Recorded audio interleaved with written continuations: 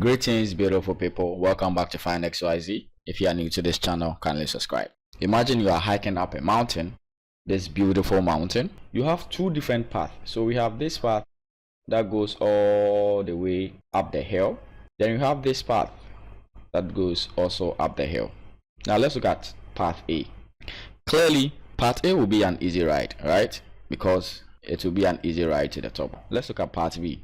It is going to be an exhausting climb. You are going to be very tired before you get to the top.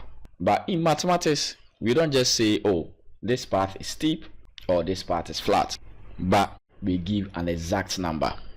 That number is called a gradient or a slope. But how do we find that number? We measure how much we go up compared to how much we go across. So how much we go up is referred to as the rise, and how much we go across is referred to as the run. So basically, gradient, mostly represented with M, is rise over run. How much we go up compared to how much we go across. Most people also refer to gradient as change in Y over change in X. One last thing I want to emphasize is that the gradient of any line is always constant everywhere on the line. If I draw this line, the gradient or the slope of this line is the same everywhere. Okay, so if I pick this point and this point, it will be the same as picking this point and this point. Why? Because it is the same angle, right? Clearly it is the same angle, so take note of that. The gradient of a straight line is constant everywhere. Once it's on the line, it will be the same gradient. Now let's move ahead to derive the formula for finding the exact number that represents the steepness of that line. So we'll label our axis. We have our x-axis and our y-axis. Now let's draw a line. Now in this line, we'll label this point. We'll pick 2 points on the line. So we have point A, and then we'll pick another point on this line, that is point B. So point A will have a coordinate of x1, y1, and point B will have a coordinate of x2, y2. Let's construct a right angle triangle to connect these 2 points. In the introduction, I said gradient refers to how much we go up compared to how much we go across, right? So when we go up, we call it rise, and when we go across, we call it run. So let's label this coordinate. So this will be our x1, then on the y-axis this will be our y1. Similarly, this will be our x2 on the x-axis, and this will be our y2 on the y-axis. So how do we get the rise? You realize that we can do y2 minus y1. That will give us the rise. Then running across, we can see it's from x1 to x2, so it can be x2 minus x1. This will give us the run, and this will give us the rise. So we can say gradient, which is mostly represented with M, is rise, as in how much we go up, y2 minus y1, over run, which is x2 minus x1. We are comparing two things, right? So the order in which we start doesn't really matter. It has to be consistent. So we can also do y1 minus y2 all over x1 minus x2. Okay, so you can either use this or you can use that. So this is whenever you are given 2 points, you can use y2 minus y1, that is for the rise, and you can use x2 minus x1, that is for the run. A real life example I can give is to the guys: you always rise before you can run. You always rise before you can run. So if you don't rise, there's no way that you can run. Okay,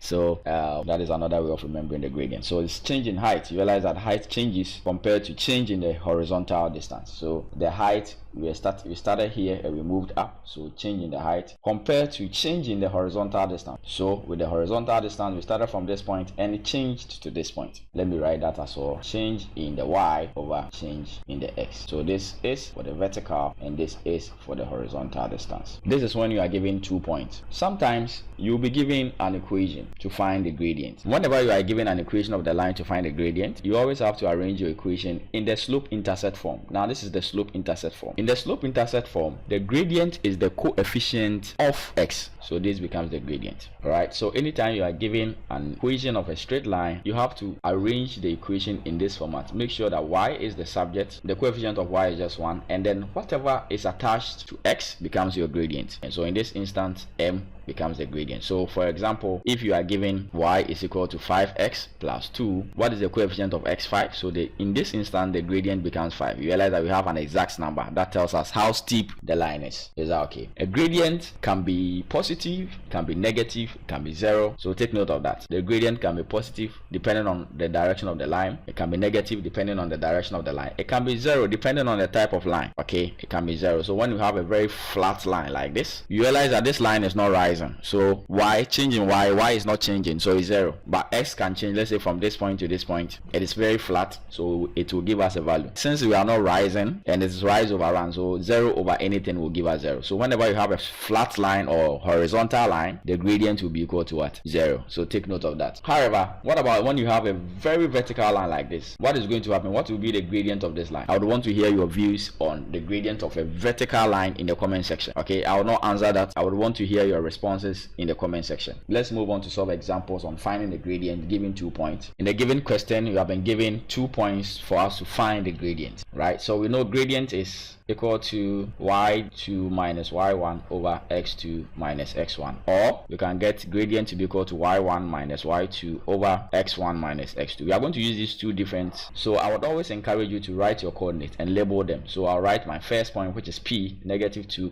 6, and my second point, which is q, 3, negative 2. So I'll label this x1 y1 and this is x2 y2. Now in this formula we are moving from 2 to 1, right? So what is the value of y2? Y2 is negative 2 minus, what is y1? 6. Then we are done with the y, we move to the x. So x2 is 3 minus 2. Are you getting it? So we have negative 2, negative 6 will give us negative 8, and then negative times negative will give us positive, right? So this will give us plus, so 3 plus 2 will give us 5. So the gradient of the line connecting p and q is negative 8 on 5. Now let's use the same thing, but let's use this formula, right? Let's start from y1 first. So with y1 we have 6 minus 2, because y2 is negative, divided by x, which is negative 2 minus 3. So negative times negative will give us positive, so we have 6 plus 2, that will give us 8, and negative 2 negative 3 will give us negative 5. Clearly you can see both gradients are the same, so you have the freedom to choose any of these formulas. Sometimes the gradient will be given 1 over 3, and we have been given 2 points p and then q. However, one of the coordinates in point q is unknown, right? So this is another way of testing you on gradient related problem. But we know gradient is y2 minus y1 over x2 minus x1. So let's list our points. So we have 6, 7 and then x, 8. But the gradient has been given, which is gradient is 1 over 3. So let's label our points. We have x1, y1 and then x2, y2. So let's substitute. What is m? The gradient has been given. So we have 1 over 3 is equal to, what is y2? We have 8 minus y1, which is 7. All on x2 is x minus x1, which is 6, right? So we can simplify the numerator. So we have 1 over 3 is equal to 8 minus 7 will give us 1 over x minus 6. We can cross multiply. So we have x minus 6 is equal to 3. Then we add 6 to both sides. So 6 minus 6 will give us 0. So we have x is equal to 9. Let's move on to the next question. In this question, we have been given the gradient of a hill to be 0.05. Then they are asking us for the vertical rise corresponding to the horizontal of 160 kilometers. With this question, we realize that we are talking about distances. So we can use gradient is equal to the vertical distance over the horizontal distance. Or you can use rise over run, right? The gradient is given us, so we know m to be 0.05. Then we have a horizontal distance, right? So run is 160 kilometers. What is the vertical rise, right? What is the vertical distance? So we can say 0.05 is equal to, we are looking for the vertical distance, so let's use rise to be equal to a. So a over 160. We can cross multiply and say a is equal to 0.05 times 160. 0.05 can be written as 5 over 100. Over 100 because we have 2 decimal places, so we'll divide it over 100 times 160. We simplify it to 16 on 10. Then we'll do 5 times 16. So let's do 5 times 16. 5 times 6 will give us 30. Then 5 times 1 will give us 5 plus 3, that will give us 80. So we have 80 over 10. Then they are all multiples of 10, so we have 8. So the vertical rise or the vertical distance is 8 kilometers. Let's look at another question. This is another part of gradient where we are given an equation of the line which is negative 3x plus y is equal to 1, and we are asked to find the gradient of this line. Now whenever you are given an equation of the line, as we discussed earlier, always write or rearrange your equation in the slope-intercept form. Okay, then after arranging it in the slope-intercept form, the coefficient of x becomes the gradient. So what can we do? We can make y the subject by adding 3x to both sides.